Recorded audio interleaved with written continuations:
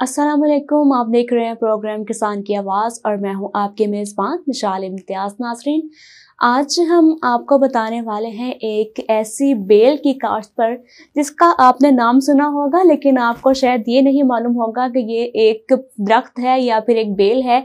मतलब ये कि ये एक पौधे से हासिल किया जाता है। तो आज मैं बात करने वाली हूँ वेनिला पर।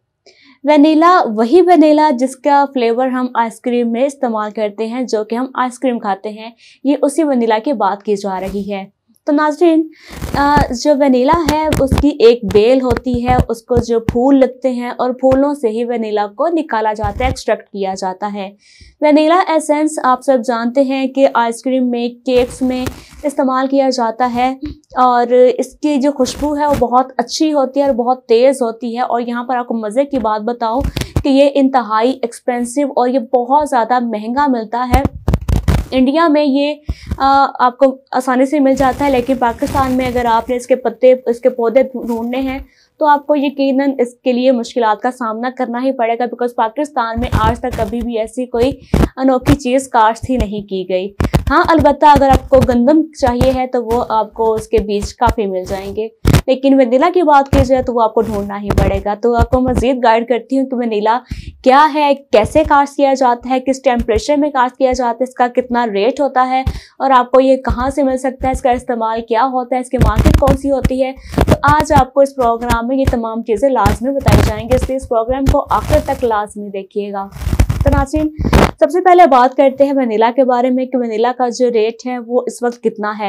तो इंडिया में पहले बता चुकी हूँ कि वहाँ पर ये बासानी मिल जाता है। तो वहाँ पर इसका जो 1 किलो वेनिला है वो 40,000 रुपये का होता है और इंडिया का 1 रुपया पाकिस्तान के 2.25 रुपये के बराबर है। अगर हम 1 किलो वेनिला पाकिस्तान में सेल करेंगे तो इसकी जो कीमत बनेगी वो लगभग 1 लाख के करीब होगी।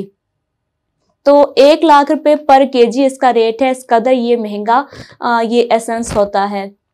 अब मैं आपको बताती हूँ कि जो इसका इस्तेमाल है, अगर आप ये सोचें कि 1 किलो वेनिला इकट्ठा करना भी तो बहुत चैलेंज है, तो इसका इस्तेमाल जब हम आइसक्रीम में करते हैं तो एक बड़ी बाल्टी में इसका सिर्फ और सिर्फ इतना सा इसका एसेंस डाला जाता है, सिर्फ उतना जितना माचिस के तीले पर जो मसाला लगा होता है, सिर्फ उस साइज का उतना बराबर ही 1 बाल्टी आइसक्रीम में वेनिला डाला जाता है। इसकी खुशबू और फ्लेवर इतना ज़्यादा होता है, इतना तेज़ होता है कि बहुत ही कम इस्तेमाल किया जाता है।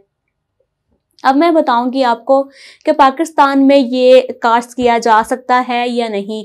तो मज़े की बात ये है कि ये बिल्कुल हूबहू मनी प्लांट की तरह होता है। और मनी प्लांट जैसे कि हम घर में लगाते हैं, पानी की बोतल में लगा लेते हैं, दीवारों पर लगा देते हैं, आप इसको भी वैसे ही लगा सकते हैं, बिकॉज ये भी एक बेल ही बनता है और मनी प्लांट की तरह ही दिखता है, लेकिन इसके पत्ते मनी प्लांट की निस्बत थोड़े बारीक होते हैं। आप इसे घर की छत पर लगा सकते हैं, कमरे में लगा सकते हैं, अपने गार्डन में लगा सकते हैं, और अगर आप इसकी कमर्शियल फार्मिंग करना चाहते हैं तो आप इसका ऑर्चर्ड रेडी करेंगे। अब इसका जो टेम्परेचर है, वैसे तो ये ट्रॉपिकल एरियाज में ये काश्त होता है, बिकॉज ये इसका एक नेचुरल इसका एक क्लाइमेट होता है। अब वहाँ पर क्या होता है कि सूरज की गर्मी भी होती है, सनलाइट भी होती है, हीट भी होती है और हवा में नमी का तनासुब भी होता है और 6 घंटे की धूप भी मिलती है इसको। तो जो मैंने खसूसियात आपको बताई हैं वो आप सब जानते हैं कि पाकिस्तान में भी तो यही होता है कि 6 घंटे की धूप भी निकलती है, गर्माहट भी होती है और हवा में नमी का तनासुब भी होता है। इसके अलावा अगर आपको ये लगता है कि आपके एरियाज़ में ऐसा नहीं है और जो टेम्परेचर इसको रिक्वायर्ड होता है वो मैं आपको बताती चलूँ, तो इसके लिए दिन का जो टेम्परेचर है वो 27 से लेकर 29 डिग्री तक होता है और जो रात का टेम्परेचर है वो 18 से लेकर 25 तक जा सकता है, यानी कि इतना टेम्परेचर ये बर्दाश्त करता है।